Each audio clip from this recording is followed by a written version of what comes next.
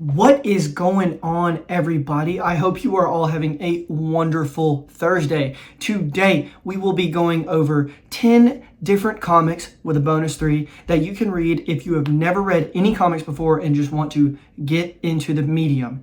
Here we go. Starting off, we are going to do 3 honorable mentions that are honestly just low-hanging fruit that you have probably heard a million times on every single comic video, but I just wanted to throw them in here to satisfy anyone who is watching this video in case you haven't heard of them. Starting off, we have Transformers by Daniel Warren Johnson. This book is a masterpiece. That's kind of, I'm not going to go too much into depth on these because I want to focus on the other ones, but this is a masterpiece. If you love Transformers, you'll love it. It'll probably be your favorite book ever. If you don't like Transformers, you will still love it. It just might not be your number 1 of all time, but it's a masterpiece. Definitely read it. Daniel Warren Johnson's writing is incredible. His art on the first 6 issues is incredible as well. And then Jorge Corona takes over, and in my opinion, I think he does better than Daniel at Transformers. I don't think he is a better artist than Daniel, but he literally takes everything Daniel does to the next level. It's just so good. Moving on, we have another obvious one. It's a hefty book. We have Invincible. Everybody knows about it. It's peak. It's incredible. It's invincible. There's not really much to say about it other than it's a good starter superhero book. If you have also never read a superhero book, maybe like Indy, definitely start there. It's incredible. I mean, there's a show, so if you like the comic and then you want to read the show, or read the comic, watch the show, you can do all sorts of things with that. And also with Transformers, there is a show coming out. I'm pretty sure made by the same people who did Invincible, but I'm not 100% sure. But moving on, 100%, there's not really much to say about it. It's a superhero book. I don't want to tell you anything else. Read it. It's a classic. It's a masterpiece. Coming in, you can see it in the corner. It's absolute Batman. This is my favorite modern comic book ever, and I could go on about this book for hours and hours and hours and hours and hours, but I'm not going to because I honestly will probably make a video this weekend talking about it. Let me know if y'all want that. But this book is a masterpiece. It's a modern classic. I know I say that about a lot of books, but this book is just, it's a perfect 10 all the way through. Everybody knows it. You don't have to say anything. It's an amazing Batman story. It's an amazing comic book, amazing art, writing, all the things. Read it. All right, getting into our major swings. Here we go. Coming in at 10th place, we have All-Star Superman by Frank Quitely and Grant Morrison. A lot of you have probably heard about this, so these aren't super deep cuts. Maybe a couple of them will be for y'all, but this book is just so incredible. It is an Elseworld story about Superman, and these are going to have this video will have minor story spoilers, but nothing really crazy about what happens. But this story is about Superman getting kind of cancer from the sun, but that it's like a play on things because obviously Superman gets his powers from the sun. So it is like switching up the whole point of Superman because obviously he is losing his powers. And it's about, I want to say 12 days-ish, but 12 issues about what he does with those days. And I genuinely hated Superman before reading this book. I thought he sucked, but I obviously had never read any Superman, so I was low-key LARPing that, I can't lie. But I read this, it changed my perspective on Superman as a whole. I read this back before the movie came out in prep for the movie, and it's just incredible. Grant Morrison is also one of my favorite writers. If you haven't read his work, there's New X-Men, then there's All-Star Superman, Doom Patrol, Claws, Batman. There's so many different books by Grant that are just so good. And Frank Quitely's art is great, and I love it, but it is not for everybody, to be honest with you. I can show you what some of it looks like. It's really good. It's interesting, and I probably need to pick up the Absolute Edition of this book at some point to get this art on the, a bigger, like, I don't even know what to call it, canvas, whatever. But Frank's art is just, oh my goodness, it's so good. You might not like it, but you will get used to it, and it's peak. He does a lot of work with Morrison. They did Batman and Robin together for a little bit, and they did the entire X-Men run together. So, just such a great book. If you haven't read Superman, read it. If you haven't read a comic book, read it. And also, before we continue, this list is not really in any order. I mean, maybe my last one will be like my favorite. Yeah, my last one's going to be probably my number 1 comic ever, besides Sandman, which I'm not going to put in this list because that's not a great one to get into comics. But moving on, we have, what do we want to do next? Yeah, we'll do this.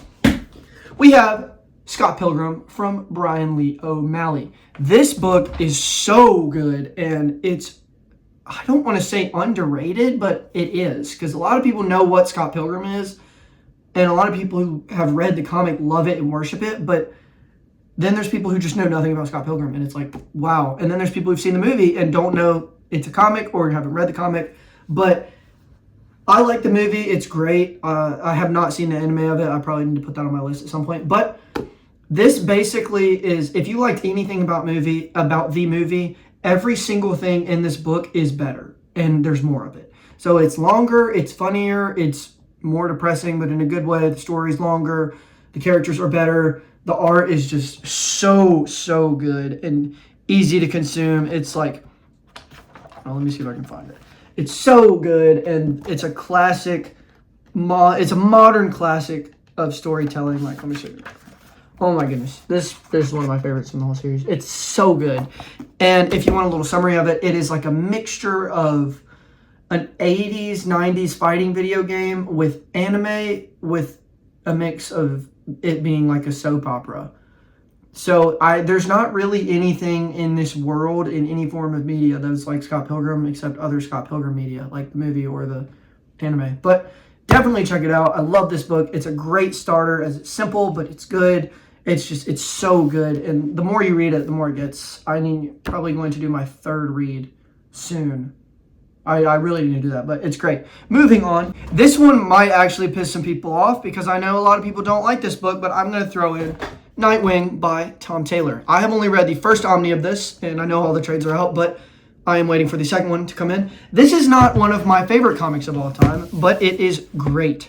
It is, like, it's a great starting point because it's simple, but not simple like treating you stupid, but it's easy to read. It's a fresh take on Nightwing. You don't really need to know much about Batman to read this. It's just a fun, very, very solid all-around book. It's nothing that's going to blow your mind like a lot of the other. This would probably, if I had to put one on here, this would be the bottom of this list, but probably the easiest to start with. Bottom does not mean it's bad. It's still great, but like, I can show some of the art without spoiling it. Bruno Redondo has incredible art. I mean, just take a look at this.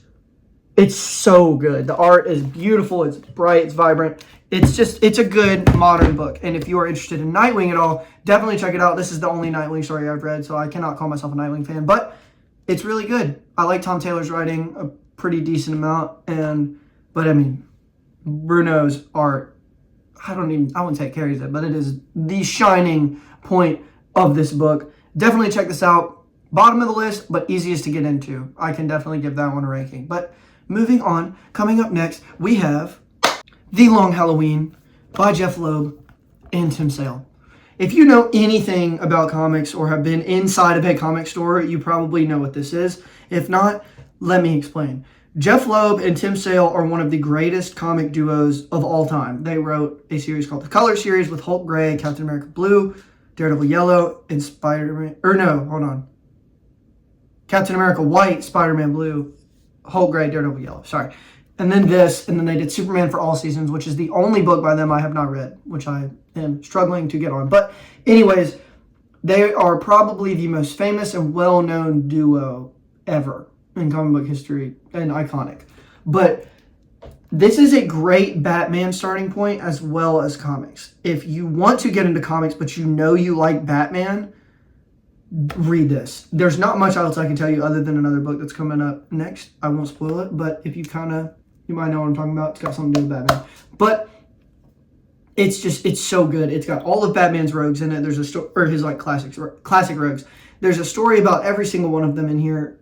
It is about a killer who is killing someone on every holiday in a different way. And they are trying to figure out who it is. And it is a mystery, but every month there is a different villain. And it is very, very interesting. There's a cool mystery. You have no idea who it is. And there's a second book called Dark Victory. And that is when it introduces Robin. And this is a classic Batman story. It takes place back in the day, but it introduces Robin. There's so many more. And then there's I think it's a mini series called Haunted Night in the middle that has 2 short stories drawn by both of them. But allow me to show you some of the art to give you a little preview. One second, I do not want to spoil anything. That is Tim Sale's art. So it is classic. It's got like a Tim Burton feel to it, and Jeff Loeb and Sale work together just absolutely magically. And this is a great book to read on any holiday. So if it's Christmas, read it. Halloween, read it. Like, it's so good. But sadly, Tim Sale passed away, I believe, in 2023. So rip to one of the greatest comic book artists of all time. Just absolute legend. But continuing, 100% read this book. Great Batman starting point and great comic starting point. Coming up hot off the press next, it is going to be the other book I was just mentioning. I do not have the first trade with me, so I am using my original single issue of the first issue. New 52 Batman by Scott Snyder and Greg Capullo. And if that name sounds familiar, Scott Snyder, that's because he is the writer of Absolute Batman. So the way this story works is, if you don't know what the New 52, it was a DC Reset event. I don't remember really what year it was. I couldn't tell you, but modern 2015s-ish, I think. But so what DC did is they had an initiative where every single week they released one issue of a new book called 52, and it was a Booster Gold story mainly. That was just kind of like, I have not read it, but I know kind of what it is. And it just was leading into this huge event where it basically didn't reset the DC universe, but it popped a fresh slate on everything. And then they released 52 different titles after the 52 series. So the series itself was called 52, and then they released 52 different books. And this was one of them. And what the New 52 allowed for was they kept most things in canon, but it allowed them to like make Bruce a little bit younger in Batman, for example. Or if there's something they didn't like or didn't make sense in canon, they would tweak it around a little bit. But pretty much it allows them to like mash around the DC continuity into whatever they want, but still keeping the classic mainline. But enough about 52. Let's get into this book. Greg Capullo's art is absolutely incredible, and I do not have the trade, so I can't open it, but you can see there. It is so good. He drew Spawn for a while, and he was mentored basically under Todd McFarlane, who you should know who that is. But this book is so good. You literally don't have to know anything about Batman to get into this. This was the first superhero comic I ever read. The first comic I ever read was another book on this list. But this was my first superhero comic that was just, it's so good. It shows a really I don't even want to tell you anything about the villains. Don't look up anything about this book because they introduce one of the newest, most interesting, scariest, and most realistic villains Batman has ever had in this series. And I believe, no, they're not on the cover. But you probably know what they are, but I'm still not going to say it. So it's so good. You get to see Bruce go through like a full-on insanity.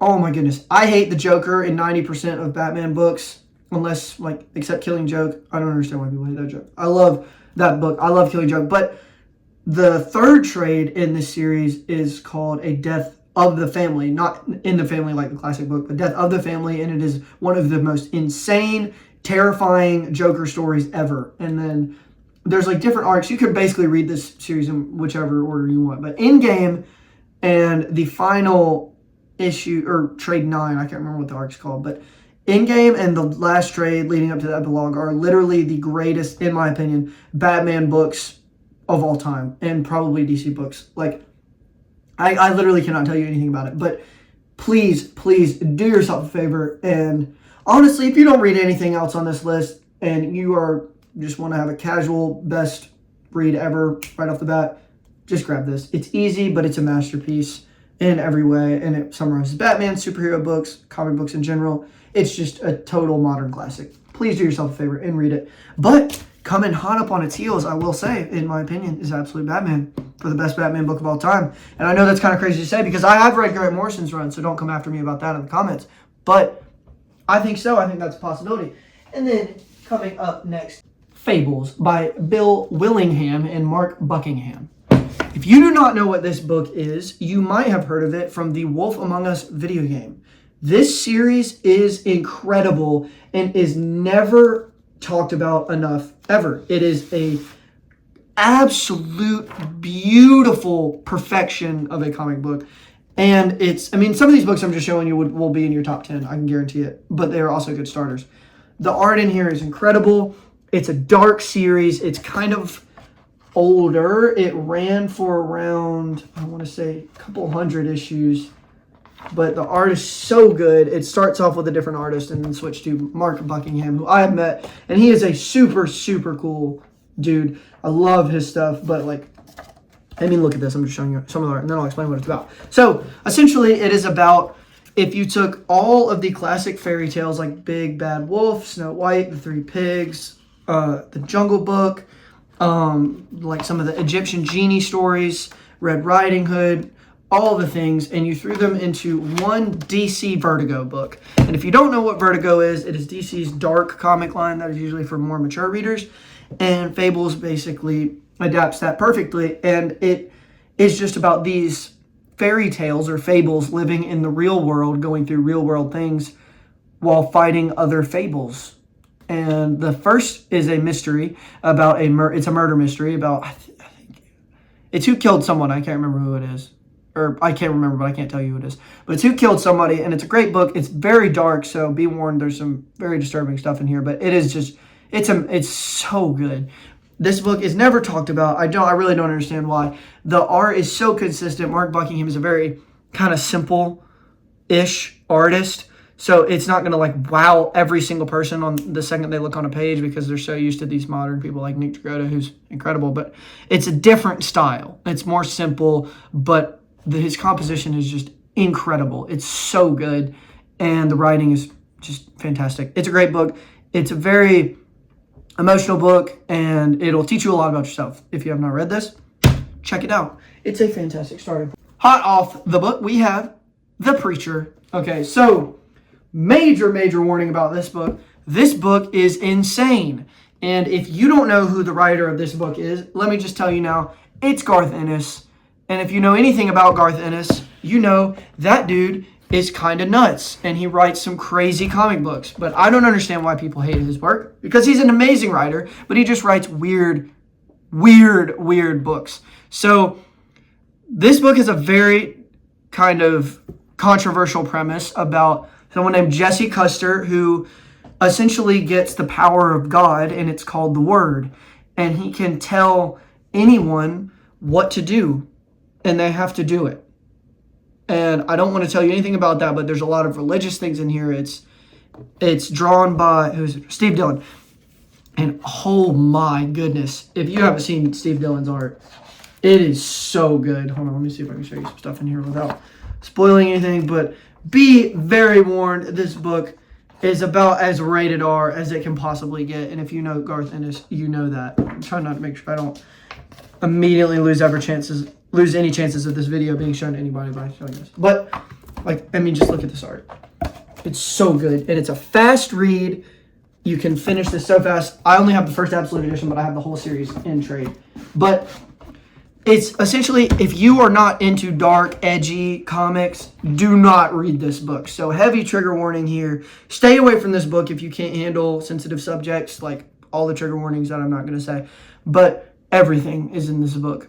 But it's great. The characters are amazing. It's got violence. It's got romance. It's got horror. It's got like depression. It's got drugs and alcohol abuse. It's got everything. It's so good, and it covers a lot of different topics. Please read this book, and don't let anybody hating on Garth Ennis push you away from this book, because it is a modern classic. But I don't know if I already mentioned this. This is the writer of The Boys. So be severely warned when reading this. And then coming up next, we have Y: The Last Man. This book is weird, but it is nowhere near as weird as Preacher. It is about, essentially, something happens and every male on the planet dies immediately except for one.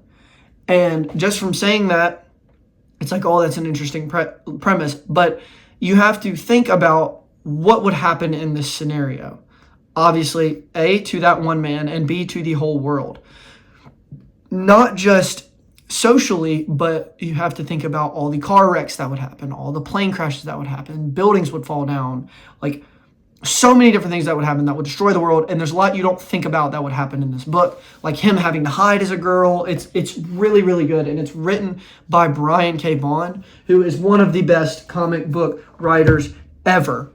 Don't let anybody tell you different. He wrote Saga, and Saga is worshipped by a lot of people.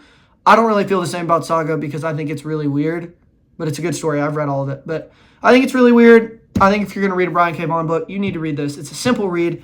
Let me crack it open and show you some art. Just don't want to take it out of the case. It's got simple art, kind of like Mark Buckingham. It's really good. The coloring in it is just so good. But it's about a man named Yorick and his monkey named Ampersand, who is, by the way, one of the best characters ever. Ampersand is. So please do yourself a favor and read this, because I will tell you right now, you will probably be bawling your eyes out at the end, just like I did. And if you don't, you have no soul. So please check this book out. It's great. Not really much else I can say about it.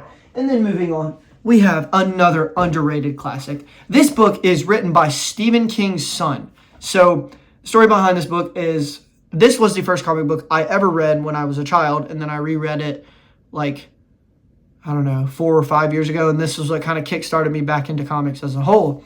It is called Lock and Key. This book is a masterpiece. It is in my top 10. It is beautiful. It is sad. It is devastating. It is violent. It is about a family who's, I'm just going to get into some kind of early spoilers for this one, like first issue. A family whose dad dies and is murdered somehow, and they receive a house called, I can't remember what it's called. Hold on. Why am I blanking here? Key House. In Lovecraft. That's what the area is called. And it is a giant mansion, and this house has magical keys that do different things. Like if you put it in a door and walk through it, you leave your body as a ghost, or you can put it in the back of someone's neck, or you hold it up to someone's neck and a keyhole will appear. Put it in, open it, their head opens up, and their emotions are there personified as little characters, and you can take emotions out. So I don't really want to tell you anything else about it, about the plot, but it is about the mom dealing with the trauma of losing her husband, the children dealing with that. They are moving to a new area. They are going to a new school. And there's a villain in here called Dodge. And Dodge is one of the best villains ever written. Please do yourself a favor. Read this book. Every single book on this list is... I am sorry about that. My phone just ran out of storage and I had to clear some storage up. But as I said before, do yourself a favor. Read every single book on this list. It's worth it, trust me. So moving on to our first place book, we have Deadly Class by Rick Remender and Wes Craig. This book, besides Sandman, is probably tied with Sandman for my #1 comic book ever. This was the comic book I read that really... So Lock and Key got me back into comics, period. And this comic made me be like, oh my goodness, this is the greatest thing in the world. Okay, so this comic is about a homeless child who goes to a school for assassins. That's it. And it is written by a guy who loves the 80s, he loves punk rock, and he loves skateboarding, he loves drugs, he loves punk music. It is just wild. It's got every single thing you could want in a story in one book, and it is 56 issues, I believe. I'll show you some of Wes Craig's artwork. It is literally it is a masterpiece. I know I've said that probably 25 times this video, but please, no matter what, don't read anything else on this list, but read this book. It is the greatest comic book ever made besides Sandman. There is no doubt in my mind about that. The art is beautiful. Marcus is one of the most relatable and masterfully written characters ever. And it is just, it will literally, like, I quit reading this after something that happened in it, and then I came back and I was like, oh my, because something happens and you're so angry and you're so mad and you're like, I never want to read this again. And then you're reading and you're like, wow, I should never quit reading this. This just blew my mind. And I probably sound like a rambling psychopath right now talking about some of these, but it's because I love them so much. So please take my advice and read these books. But in particular, read Deadly Class. It is so good. I've put multiple people on this book who have said the exact same things about it. You have to read it. It is literally the easiest book you could ever get into as a comic fan. And if you don't like this book, I don't like you. So I'm just kidding. But I don't like you if you don't like this book. So please read this book so that I can like you, because it is really good. It is a perfect 10 all the way through, all the way to issue 50, whatever. And I used to have it on my wall behind me, but I do not anymore. And I also think Rick Remender is probably the best comic writer of all time. He's got like 10, I think it's raining outside. Let's see. Yes, it is. He's got 10 just absolutely incredible series. And his most recent work that just finished was The Sacrificers. And right now coming out, he has Escape, and coming soon, I don't even remember what it's called. It's called Power Fist or something. But please, for the love of everything, you have got to read Deadly Class. It will change your life. And that is not an exaggeration. Please, please, please read it. On that note, that is the end of the video. Please subscribe. Hit that button for me. I'm trying to build my channel. Obviously, it's a small channel. So if you enjoyed the video whatsoever, please just punch that subscribe button in the face. And I will be posting an Absolute Batman video tomorrow. So be ready to tap in for that, because that one's going to be huge. And I am actually going to edit it and stop being a chud and just recording normally. So y'all better be ready for that. Super hype. But anyways, hope you love the video. Like and subscribe, comment.